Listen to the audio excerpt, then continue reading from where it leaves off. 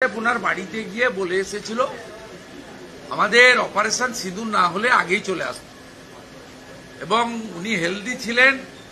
আমাদের যে MLA delegation team গেছিল ওখানে অম্বিকা রায়, বিমান ঘোষ, পবন সিং, এক্স এমপি অর্জুন সিংহ একদিন গেছিলেন। আমরা ওনার বাবার সঙ্গে টাচে ছিলাম, ফ্যামিলির সঙ্গে টাচে ছিলাম।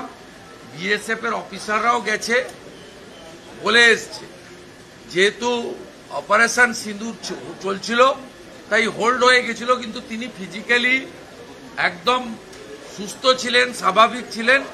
এটা অনেক আগেই কনফার্ম করা হয়েছে।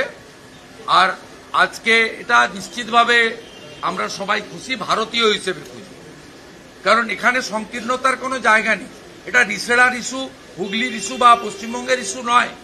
তিনি ভারতীয় জওয়ান, ভারতের প্যারামিলিটারি। তাকে আমাদের শত্রু রাষ্ট্র পাকিস্তান কবজা করেছিল। তার ফিরে আসাটা যারা ট্রু ইন্ডিয়ান, শেকু মাকুদেররা ছাড়া, তারা প্রত্যেকেই হ্যাপি হবে। আমরা ওয়েলকাম করছি এবং all credit goes to Bharat সরকার, যশস্বী স্বরাষ্ট্রমন্ত্রী, তিনি প্যারামিলিটারি ফোর্সের মিনিস্টার, এবং obviously mister Daljit Singh, the DG BSF. তিনি গত পরশুদিনও আমার সঙ্গে কথা বলেছেন, গতকালও আমি ওনার সঙ্গে কথা বলেছি। উনি আমাকে অ্যাসিওর করেছেন যে কয়েক ঘন্টা সময় দিন, উনি সুস্থভাবে বাড়ি ফিরবেন। চীন, তুরস্ক, পাকিস্তান, বিভিন্ন এই সমস্ত দেশের বিভিন্ন টুইটার অ্যাকাউন্ট এখন আমরা ওয়েট করছি উকিল বর্মনের ফেরার জন্য।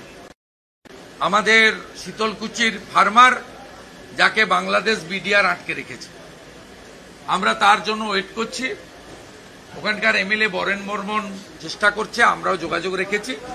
আমরাও হোপফুল পিকে সাহুর মতো উকিল বর্মনকেও সুস্থ অবস্থায় আমরা খুব তাড়াতাড়ি বাড়িতে পৌঁছে দিতে